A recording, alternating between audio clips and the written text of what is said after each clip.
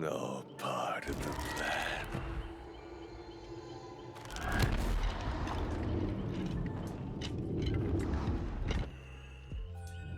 Hello everybody and welcome back to a brand new video where today we are discussing the public test build. So, here we have Vecna.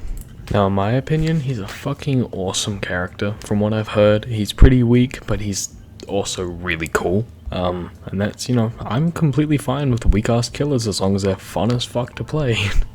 Speaking of weak, what makes him weak? Well, let's delve into his power and I'll explain to you what it is and then we can go over some in-game possibilities. Vecna's power's name is Vile Darkness. Bound with the skin and flesh of men, the book is packed with spells both forbidden and wicked. Special ability Vile Darkness. Press and hold the secondary power button to open the spell selection. Move the cursor towards one of 4 available spells in order to select it, and the choices range from Fly, to Flight of the Damned, to Dispelling Sphere, to Mage Hand. Fly grants the ability to fly across the environment, ignoring pallets and windows, dropped pallets and windows, sorry. Flight of the Damned grants the ability to conjure 5 flying entities that pass through obstacles and injure survivors. Dispelling Sphere grants the ability to cast a moving invisible sphere that reveals survivors through killer instinct and disables their magic items for 60 seconds. Mage Hand grants the ability to create a magical hand that lifts, drops pallets back upright or blocks already upright ones for 4 seconds. Each spell is on its own independent cooldown. Now, whilst that is very cool, we also have some things for the survivors, which is awesome. Another one of those kind of like alien style chapters where the survivors can fight back against Vecna with their own special abilities. Special treasure chests, magic items. Treasure chests containing special magical items for survivors to equip spawn in the environment.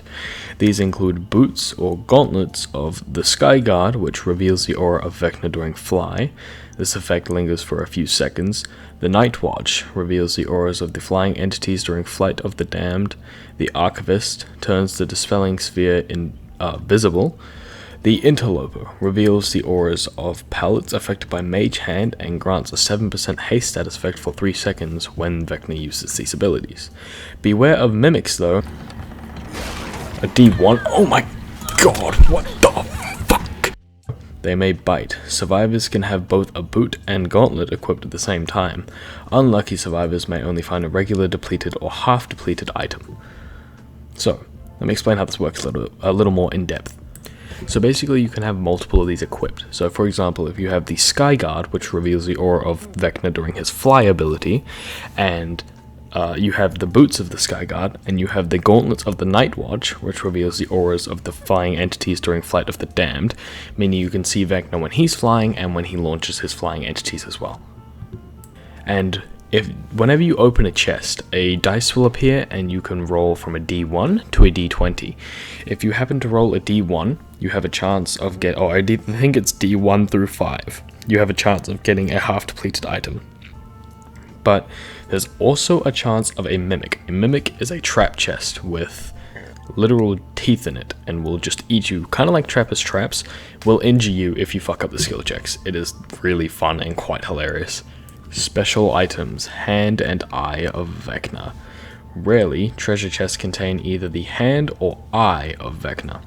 Healthy survivors can use those items to gain a special ability at the cost of 1 health state.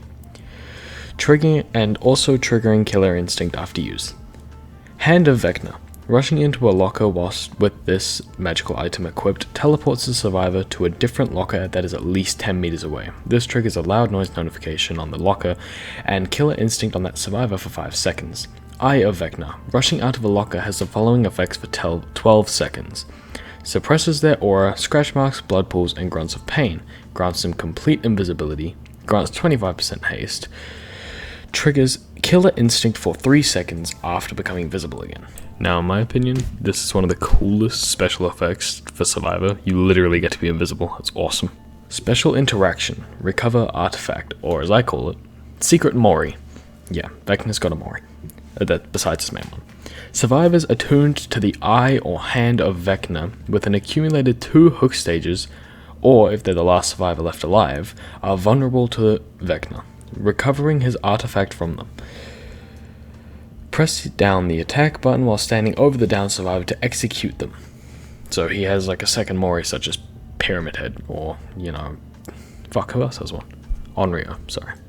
Alright, and I believe that is everything, at least close to everything I can possibly mention about Vecna. He does have a couple, I'm sure he's got some special tactics and secrets and shit that people are yet to find out, but that's his power, and holy fuck, that took forever. There's still a whole survivor to this. So, let's chat about the survivor now real quick. Oh, actually, let's delve into Vecna's perks, and then we'll chat about the survivor. Vecna's first perk is Dark Arrogance. When everything is going right, you are an inescapable inevitability. Increases your vaulting speed in exchange for increased vulnerability to being blinded and stunned. Permanently increases the duration of killer blinds by any means and the duration of pallet stuns by 25%. Permanently increases your vaulting speed by 16, 18, and 20%. And yeah, that's a pretty wild perk. It could definitely have some use, but it's got a pretty massive penalty. Well, depending on how good you are. Vecna's second perk is Languid Touch. Your dreadful aura is so suffocating that even terrifying scenes tire your prey. When a survivor scares off a crow within 36 meters of your location, Languid Touch activates and causes that survivor to suffer from the exhausted status effect for 6, 8, or 10 seconds.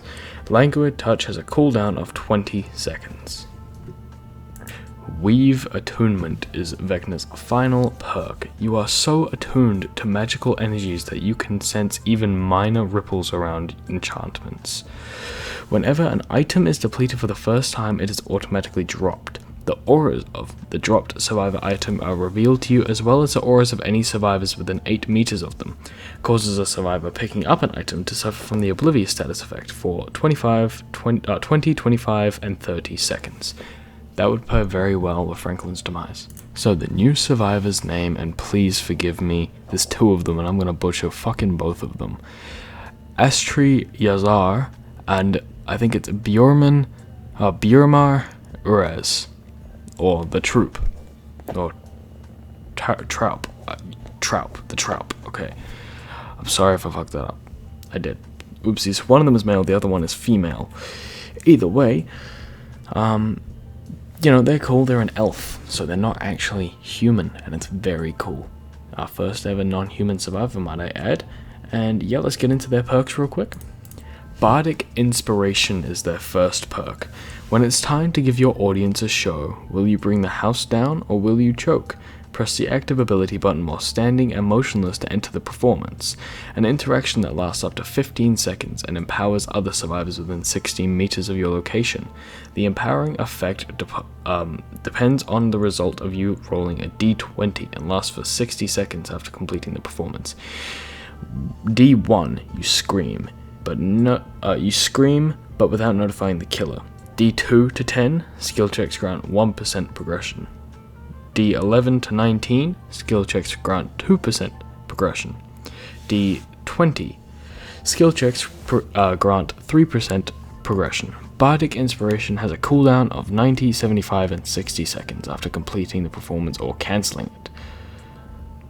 Mirrored Illusion is the second perk.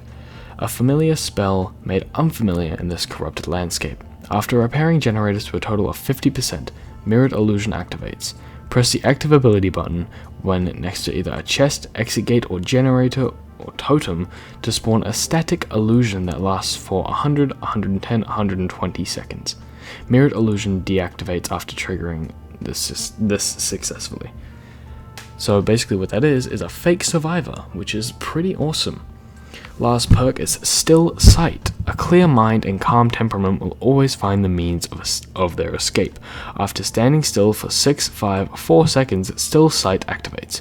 The auras of the killer, as well as any chests, generators, and totems within 18 meters of your location, are revealed to you until you start moving again. So, they're a very cool survivor, and I'm pretty excited to have them in the game.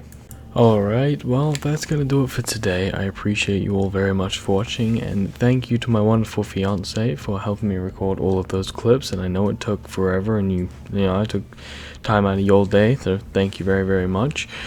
Yeah, anyway, if you enjoyed, smash the like button. Definitely subscribe, because there is more content to be unveiled and for you guys to watch. I think you would like it.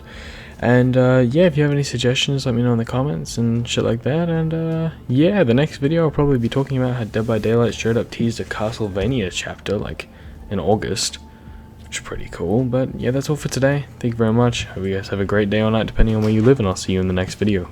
Goodbye.